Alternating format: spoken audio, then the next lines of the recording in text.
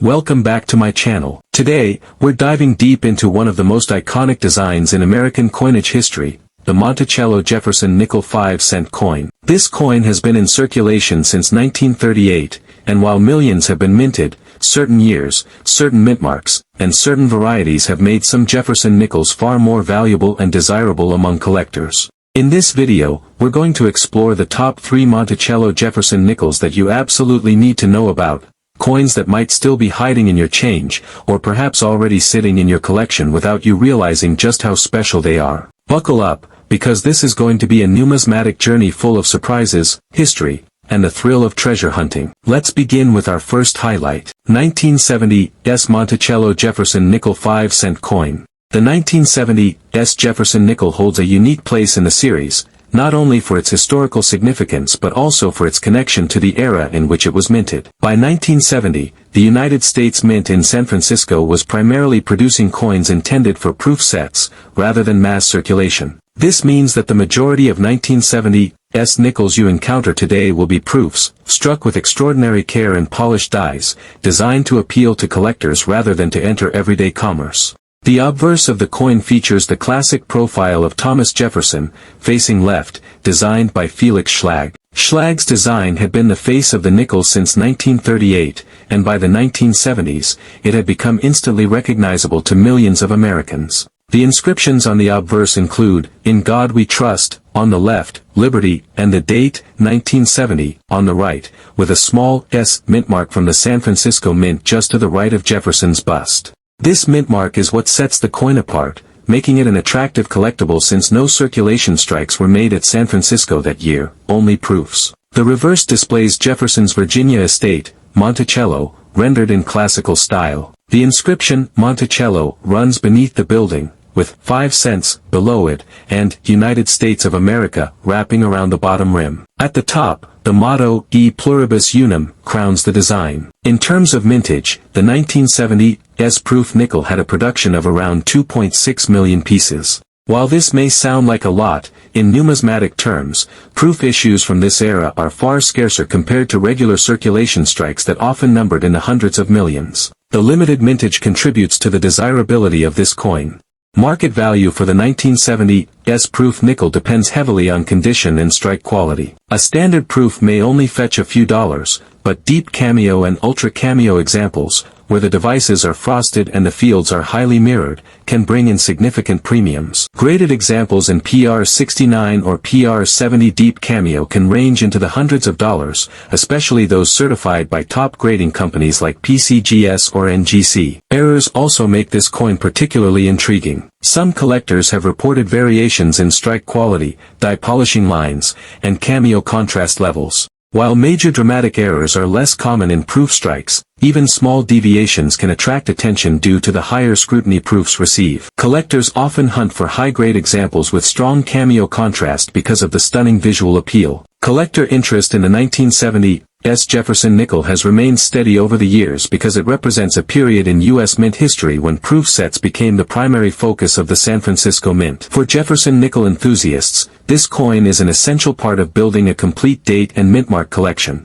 And because proof coins from this era were often stored by collectors, many have survived in excellent condition, allowing collectors today to search for those perfect gems with deep cameo frost and sharp mirror fields. The 1970s Monticello Jefferson nickel isn't just a coin, it's a reflection of an era when the mint shifted its priorities, when collecting proof sets was becoming a tradition in American households, and when even a humble 5-cent coin could become a window into numismatic artistry. 1974 Monticello Jefferson nickel 5-cent coin. The 1974 Jefferson nickel is another fascinating entry in the Monticello series, minted during a time when the U.S. Mint was producing vast quantities of coinage to keep up with an economy under stress from inflation and changing monetary dynamics. This coin was struck at 3 facilities, Philadelphia, Denver, and San Francisco, with the Philadelphia coins bearing no mint mark, Denver coins carrying a D, and San Francisco striking primarily proof issues with the S mint mark.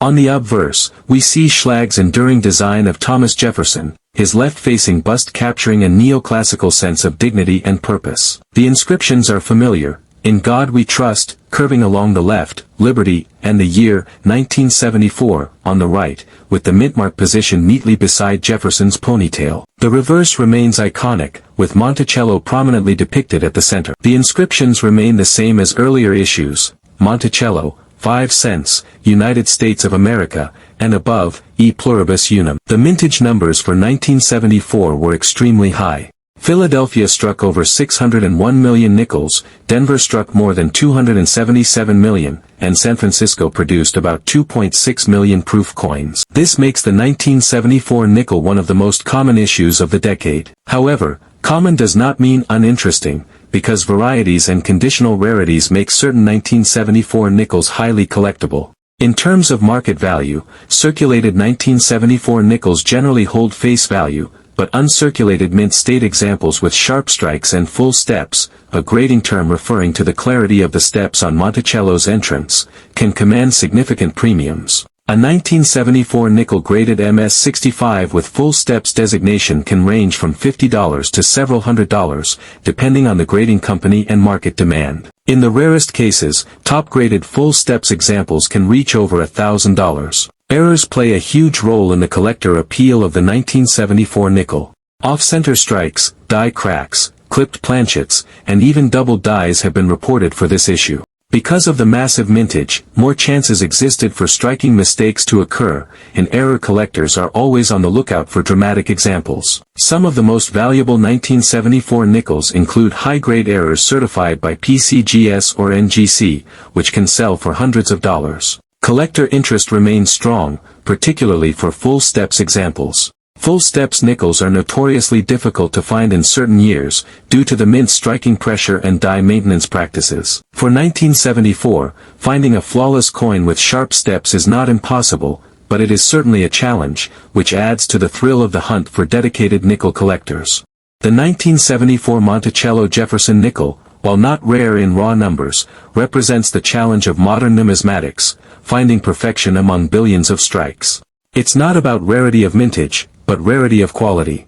And that's what makes this coin so engaging for collectors, the chance to own a piece of everyday coinage history elevated to something truly special by condition, errors, or variety. 1965 Monticello Jefferson nickel 5-cent coin. The 1965 Jefferson nickel is particularly significant in U.S. numismatic history because it comes from a transitional era when the U.S. Mint faced a nationwide coin shortage. During the early 1960s, silver coinage was being hoarded due to rising bullion prices, and the mint had to adjust its production methods. As a result, from 1965 to 1967, the mint did not place mint marks on any coins. This was an intentional move to discourage collectors from hoarding coins based on mint origin. This makes the 1965 nickel a unique piece of history, one of the few years where no mint marks were used. Every 1965 Jefferson nickel, whether struck in Philadelphia, Denver, or San Francisco, carries no mint mark at all. The obverse is, once again, Felix Schlag's design of Jefferson. In God We Trust appears to the left, Liberty, and the date, 1965, on the right. Without a mint mark, the coin appears more uniform, but to collectors, this absence is precisely what makes it noteworthy. The reverse maintains the Monticello design, with Monticello and 5 cents beneath, United States of America wrapping around the bottom, and E pluribus unum above. Mintage was extremely high, as the mint was trying to flood circulation with enough coinage to meet demand and deter hoarding. Over 136 million nickels were produced in 1965. Despite the high mintage, the absence of mint marks makes this year stand out. Market value for the 1965 Jefferson nickel depends on condition. Circulated examples are extremely common, but uncirculated coins in mint state with strong strikes are more valuable. Full steps examples from 1965 are exceptionally rare, as striking quality in this period was often poor. Coins graded MS-65 or higher with full steps can command significant premiums, sometimes reaching hundreds of dollars. Errors and varieties also exist for the 1965 nickel. Off-center strikes, die clashes, and planchet flaws can be found and are actively sought after by collectors. Because of the massive mintage and the pressure on the mint to produce coins quickly, errors were more likely to slip through. Collector interest in the 1965 nickel lies not only in its place within the Jefferson series but also in its broader historical context. It represents a turbulent moment in U.S. coinage history, when the mint took drastic measures to ensure enough coinage supply. For collectors today, owning a 1965 Jefferson nickel is like holding a small artifact of America's economic past, a reminder of how coinage policy adapts to national circumstances.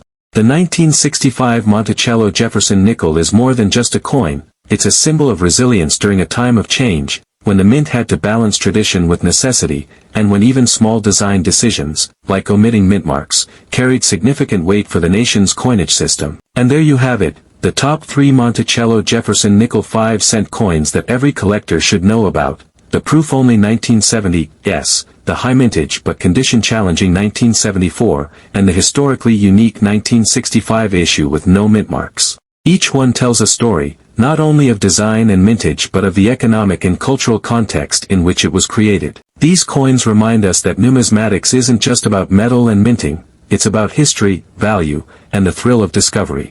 If you enjoyed this deep dive into Jefferson nickels, don't forget to subscribe to Coin's Numismatic series for more in-depth explorations of America's most fascinating coinage.